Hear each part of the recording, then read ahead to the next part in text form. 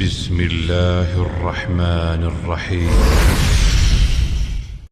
اعوذ باللہ من الشیطان الرجیم. بسم اللہ الرحمن الرحیم. اللہم صلی علی محمد وآل محمد. محترم ناظرین، السلام علیکم ورحمۃ اللہ وبرکاتہ. آج ہم گفتگو کریں گے کہ انسان نے اپنے جسم پر لباس کب سے پہننا شروع کیا.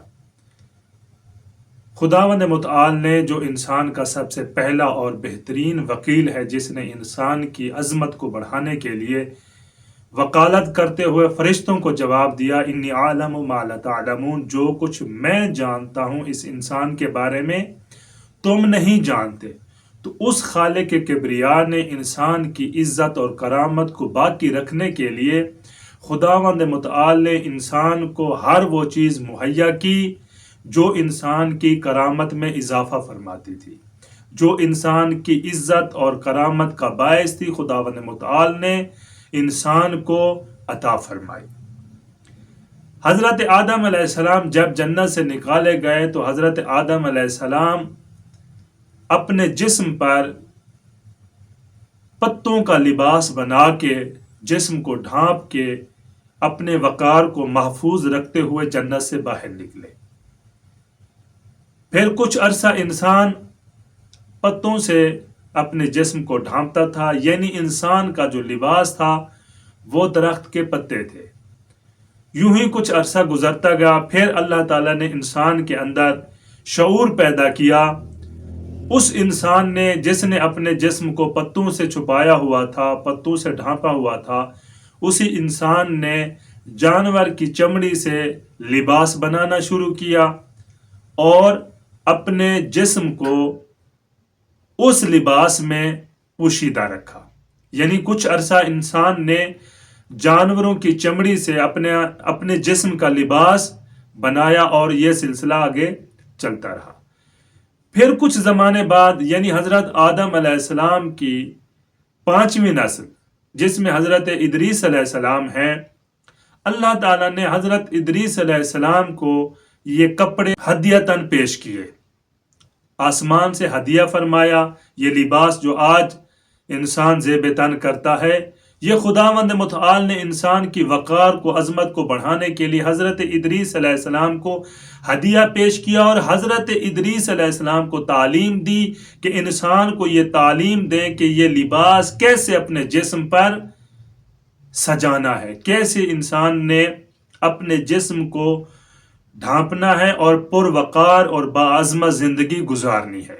تو حضرت ادریس علیہ السلام وہ پہلے واحد نبی ہیں جنہوں نے انسان کو خیاطی سکھائی، جس نے انسان کو لباس بنانا سکھایا، تعلیم دی کہ انسان اپنے جسم کو ڈھانپنے کے لیے اپنی شان کے مطابق کس طرح لباس سیے اور زیب تن کرے.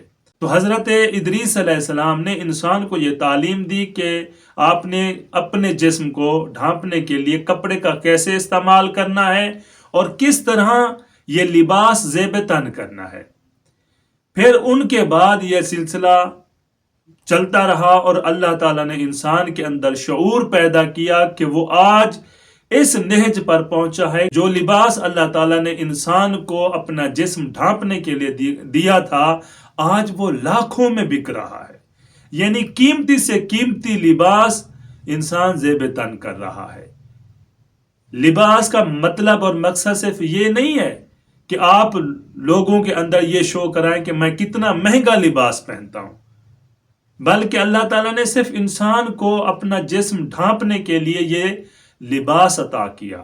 لیکن خداوند متعال کے نزدیک بہترین لباس جو ہے نا وہ تقوی ہے.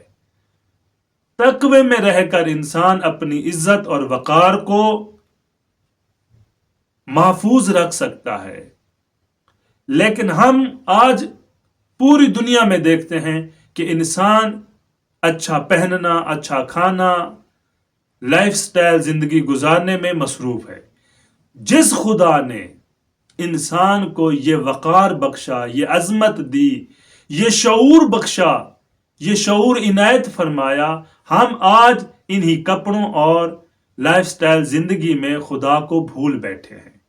خداوند متعال ہم سب کو یہ توفیق دے کہ ہم اپنی اس زندگی میں جو ہمارا اصلی ہدف ہے، جو ہمارا اصلی مقصد ہے، یاد خداوند متعال، ہم اس یاد خداوند متعال سے غافل نہ رہیں۔ خدا ہمیشہ ہمیں اپنی یاد عطا فرمائے اور ہمیشہ اپنے ذکر میں مشغول اور اپنے ذکر کی یاد میں زندگی گزارنے کی توفیق عطا فرمائے۔ والسلام علیکم ورحمۃ اللہ وبرکاتہ۔